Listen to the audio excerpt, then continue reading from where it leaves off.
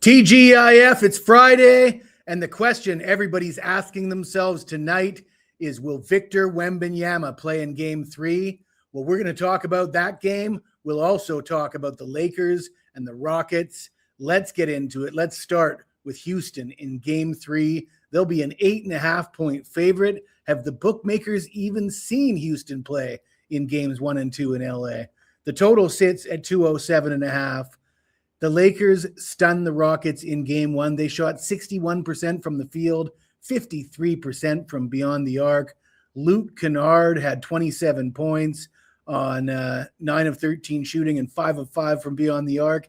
And I said to all you people watching on this channel, I said, the Lakers can't do that again. We're taking Houston in Game 2.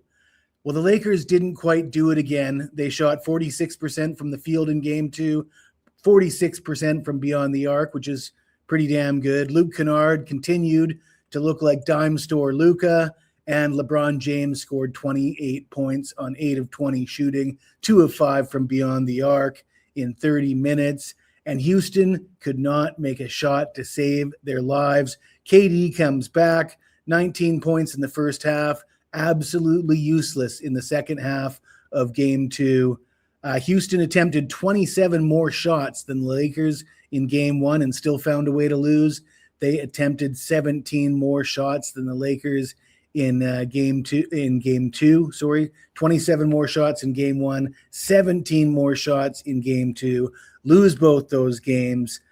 The positive thing is, though, the series shifts to Houston, and I want to tell you, forget about the zigzag theory, because I've got another one for you, a trend that goes back more than 20 years, and that is teams down 0-2 heading home for Game 3 cover the spread in the first half of Game 3 66% of the time. Like I said, that trend goes back 20 years, and there's obviously good reason for it. The home team down 0-2 fighting for their lives. They should be better than the situation they're in, and that fits Houston perfectly. I don't like what I've seen from Houston. I don't even trust them for the full game, but I got to take Houston minus 5.5 for the first half in Game 3. That 66% trend, I just can't pass up on that. I passed on it with the Raptors last night, and I regretted it, albeit we did sweep in the video for the second straight day and swept with client plays also for the second straight day. So the haters aren't having a good time the last few days, that's for sure. Before we talk about the second game, let me tell you about some promotions we have available for the summer at WagerTalk. And you've probably heard it. I'll say it again. The big summer spectacular. This one's the best one you can get on, because it includes every play, every sport from today through August 31st for $749. Of course, August 31st, that would get you week 0 of college football. I've even had some comments lately saying, Jesse doesn't know basketball, but he sure is good with college football. To be truthful, my long-term basketball numbers are better than my college football numbers, and admittedly, the college football numbers are pretty good. But how about baseball? Number 1 profit handicapper at WagerTalk with 4% and 5% plays dating back to 2022. I got a 4% baseball play on today's card, but today's card is massive because I also have a 5% NBA play. I'm now 5-1 in the first round of these playoffs so far. I'm now 207.59 for a profit of 70 units all time at WagerTalk in the NBA playoffs. That's 5 seasons.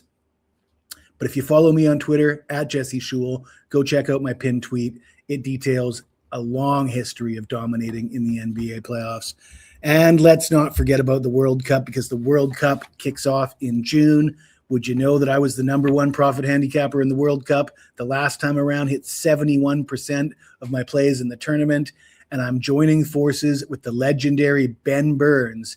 And we're offering you every soccer play from today through the end of the World Cup from both of us for just $299. Ben Burns has never lost a 5% play in the sport of soccer, and I can imagine he'll have a few of those in the World Cup. You can only get this at picksandparlays.net, my page or Ben's page. Now let's talk about the question I posed in the opening. Will Victor Wembanyama play in Portland in Game 3 tonight? The answer is no, highly doubtful. I'm assuming not. Very difficult to clear the NBA concussion protocol in such a short period of time. He looked rattled. All indications are that he's going to miss the game. And I think it would be irresponsible of the coaching staff to roll out Victor and play him 35 minutes in game 3, even if he is cleared from concussion protocol. He only played 12 minutes in game 2, 3 points on 1 of 2 shooting, and was a -7. So we ask ourselves the question, can the Spurs win this game without Victor Wembanyama? And you look at that game, they had a 14-point lead with 8 minutes to go in the fourth quarter. And no thanks to Victor Wembanyama, because I already said he only scored 3 points in 12 minutes and was a -7. So the rest of the unit was getting it done, cruising to what looked like a comfortable victory. And the final 8 minutes didn't go according to script. But I'm not rattled by that at all. This team officially without Wembanyama this year, a 12-6 record. I think that's misleading, because I think only 13 of those games were true competitive regular season games, because the final 5 games that they'd already come to terms with the fact that they weren't going to be able to catch Oklahoma City, and they were resting other guys, and there was, late season shenanigans. Those weren't real hardly contested games that the Spurs were trying to win. In such games, I had a look at the schedule and decided which games were the ones that they actually wanted and needed to win. I believe the true record was 10-3 in those games without Victor Wembanyama. Let's see. Oh, De'Aaron Fox is a candidate to pick up the slack. He scored 37 points in his last game at Portland. That was an NBA Cup game. He's averaged 27 points per game against Portland this season. San Antonio is 8-1 straight up in their last 9 road games, and they are 7-3 straight up in their last 10 against Portland. Portland shot just 43% from the field in game 2, 34% from 3-point range. Scoot Henderson out of nowhere, 31 points. That's more than double his season average. Shot 11 of 17 from the field, 5 of 9 from 3-point range. Denny Avdia, somebody corrected me the other day on the pronunciation. I'm 50 years old, man. Back in the day, I could say Zildrunas Ilgauskas and Arvydas Sabonis, and it would just roll off the tongue. I'm 50 years old now. I struggle with some of these guys' names. I'm not ashamed to admit it. Anyways, Denny Avdia, 14 points on 5 of 13 shooting, 1 of 2 from beyond the arc, only played 30 minutes. He was struggling. I said, if they keep putting his points total out at 23.5, I'm going to keep on hitting it until he either stops scoring or they bump it up. Now, the points total for Avdia is 23.5 for this game. I had a look at his home-away splits. He averaged 2 more points per game at home than he did on the road. The fact that I don't believe Victor Wembanyama is playing this game, that can only help Denny. I'll hit it again. I'll take Denny over his 23.5 points. I'll take the Spurs, man. I think this team can win without Wemby. Give me the Spurs on the money line, -130. Give me Denny over 23.5 points.